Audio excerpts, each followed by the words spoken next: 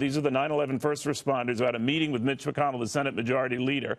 They're talking about that meeting right now. Fitzpatrick, NYPD, Warden Rich Palmer, New York City Corrections, Police Officer Matt McCulley, NYPD, and Firefighter Rob Serra from the FDNY, and Ben Chevette's over there from the 9/11 Health Watch. Listen, we had a great meeting with Mitch McConnell. It was productive.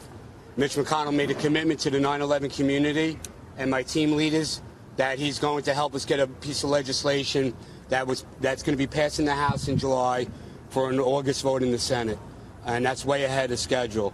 When people were talking October, November, December, we weren't accepting that. We wanted it as soon as possible. And to get the Senate Majority Leader's commitment means a lot.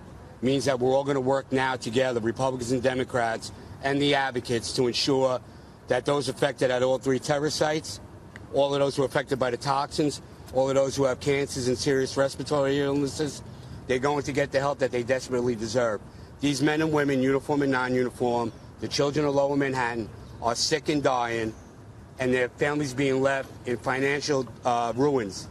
This bill will offer that relief to thousands of men and women across our country, because they came together on September 11th and the days and weeks after. And now Congress has a chance to take our worst days, our worst weeks, our worst months, and certainly our worst 18 years of pain and suffering, and make it their finest hour. We don't care how they do it. We just want it done. And to get his commitment today, and all of them in this room, in the meeting heard it, we're satisfied. Are we happy? No.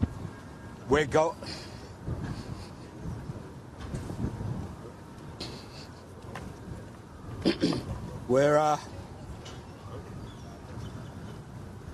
going to leave here, and Louie Alvarez is going to die.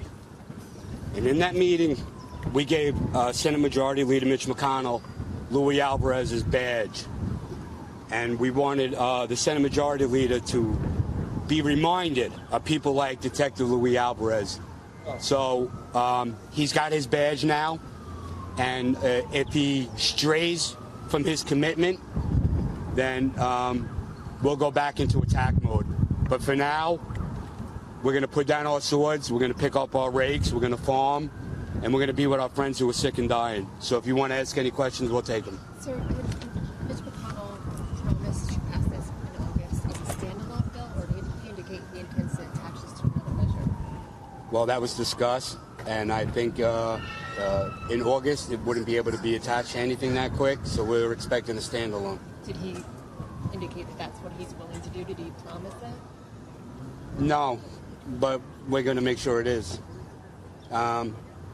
We want to be left alone. We want to leave this time, not like 2010 and 2015.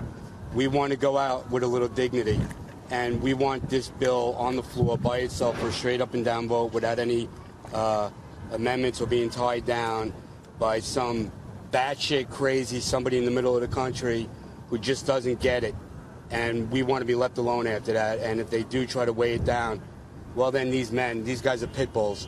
These guys right here are the reason why we're here today, because they were the team leaders for 10, 20, 30, 40, 50 per team that will walk in the halls of Congress with over 300 meetings this year, over 1,700 meetings over the last decade and a half. And that's why we're here today. And Senate Majority Leader and Lindsey Graham and everybody else in leadership on both sides of the aisle, nobody wants to deal with these guys. Look at them. I mean, they're not pretty. What can the Senate Majority Leader tell you to coming back? I mean, you've come back again and again. Is this frustrating? Yeah, I'm frustrated. I'm angry. I'm a ball of emotions right now, because when I get angry, I cry. I've been to 181 funerals. I'm about to go to 182. So, yeah, it's frustrating when you see a dysfunctional body of work who promises to fix yesterday's problems today, maybe tomorrow, and they don't work at our speed. But most people in America have something that they believe in. They have a cause. And everybody should have a cause that they believe in. But a lot of them don't want to go to their state capital or the nation's capital because they don't think they're going to get anywhere. Well, I have a mindset different of others because they work for us. The chairs that they put their asses in, the pens that they use, the pads that they write on, we pay for that shit. That's us. They work for us. Mitch McConnell works for us. He works for all of you guys. And today, Mitch McConnell promised to work for us. And I'm going to take him for his word. Was there anything he said that gave you any concern? Was there anything that he brought up of any concerns? Was there anything that kind of gave you pause, sir? Was there anything? No, because today we challenge his humanity, and he passed. And, What would the passage of this bill mean to the legacy of the first responders who have passed away? that they didn't, well, I mean, they didn't die in vain. Those who walked the halls of Congress with it that passed away in the previous years, like Ray Pfeiffer, their efforts didn't die in vain. There's a lot of people that, this took a village. What you're seeing here is a small percentage of this. But this was the people that I brought down, 30, 40, 50, 60 people per trip. And then it was those who signed petitions. And then it was those who made phone calls and emails to their elected officials around the country. Then it was the leaders of the unions. This literally took a village to get 535 people to get their shit together. It's that simple. And I'm sorry if I'm cursing, but if I don't curse, I'm going to cry. And I don't want to cry right now because, well, it's like, all I keep thinking about is Louie. So, I'm sorry. Can you describe the mood in the room? Was it confrontational? No. Were you emotional? How did No. Leader McConnell... Listen, our meetings in 2010 and 2015 with the leader were contentious and heated and emotional. This was more, how would you say it, laid back? Relaxed. We came in substantive. And we covered every issue that we thought we could possibly cover. And he actually sat for this one. The other ones, he was quick to get up and leave his staff with us. And he asked the right questions. We answered the right questions. And we're happy with the outcome. What did he concerns for lapse? Why he changed, his stance on things? Did he indicate to you what it was? Because we're the world's best pain in the asses. We don't go away. I don't know. I don't know how to answer that. But you got to have to ask the Senate Majority Leader. Was it Jon Stewart? Was it Louie Alvarez's or Mike O'Connell's testimony in the Judiciary hearing? I don't think Mitch McConnell changed overnight. I think the issue is bigger than Mitch McConnell. It's bigger than me. It's bigger than all of us. This is a generation-long battle. And even if they pass the bill at 5 o'clock today, people are still going to get sick and die from the aftermath of 9/11. The object, the whole time, was to offer relief. The federal government lied on September 16 and said the air was safe to breathe, the water was safe to drink. They lied to us. We had to fight the very people that lied to us to get legislation passed, not once, not twice, but 3 times. So if you're a common sense thinking person, wrap your arms around that. Oh, by the way, you lied to me, but can you help me now? It makes no sense. We played the game. We've done this for a long time, and it's really not a game. It's our lives we're talking about. What about the lapse in funding for current claims? Did he address that at all? That's already in the statute of the way the special master put it out on the cuts. If you were cut 50 or 70% now, and when the bill gets refunded and extended, you would get a second check, and you would be made whole again.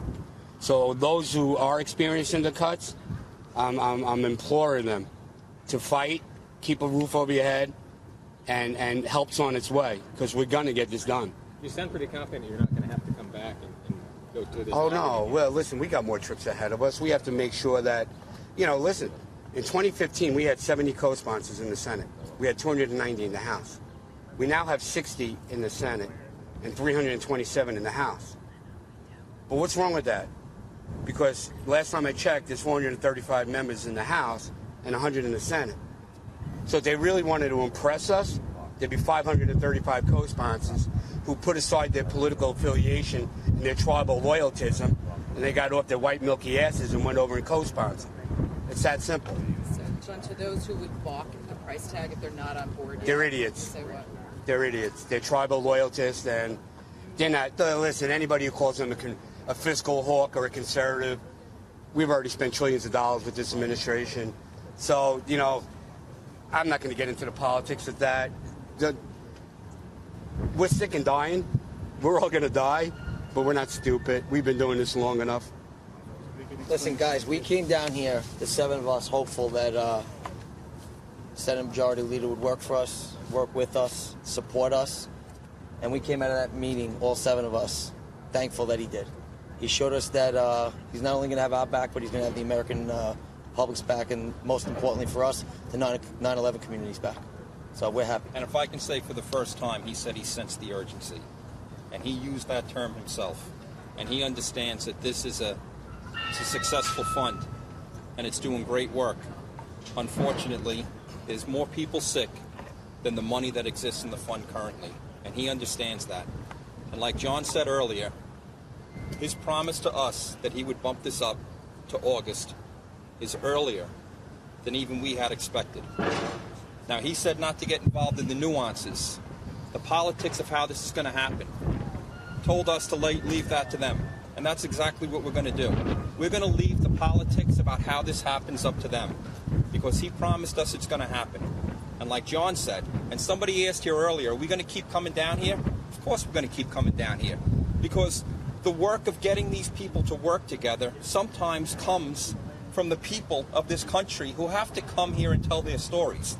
And if Mitch McConnell calls us up and says, hey, listen, I need your help, I need you guys to step up and come over here and talk to this person, then we're going to come over and talk to that person. Because like John said, there should be a 100% participation in both the House and the Senate.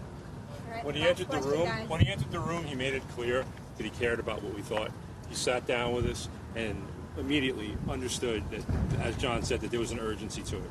And he sat down and we had a nice discussion and we went through the issues that were there. He understood that this was important to folks, and he understood that there were also people who were out there who were dying. And that was the point where John gave him Louie Alvarez's shield, and he truly appreciated that. All right, last question. What about 2090, though? Did he specifically make a commitment, to stop this radicalization? No, but with that being said, our conversation was Republicans and Democrats work it out, agree on something, and then bring it to us, and we'll let you know if we agree with it. So we have a number in our head. We're not going to share that with everybody. We know, listen, the average age of the 9/11 responder was 38 years old on 9/11. You had 12 schools in the geographic zone south of Canal Street to the water. You are witnessing something historic when it comes to civic power and responsibility here. The 9/11 First Responders Bill now looks like a reality about to happen after these brave men and women who represent, and they themselves are part of the 9/11 rescue hordes of the people who volunteered to help on that tragic day and in the days and weeks and months that followed, many of them dying. In fact, more have died of exposure to toxins than were killed in the attacks themselves. Wrapping up a meeting with Mitch McConnell and terming it one of the best meetings we have ever had. And I apologize for some of the salty language you might have heard, but this represents a huge victory for these men, spurred on by Jon Stewart, among others, to say do not ignore their plight, do not ignore their health, do not ignore their pain. And now it appears that Republicans and Democrats agree that they can't and they won't. And this could be put up for a vote in August.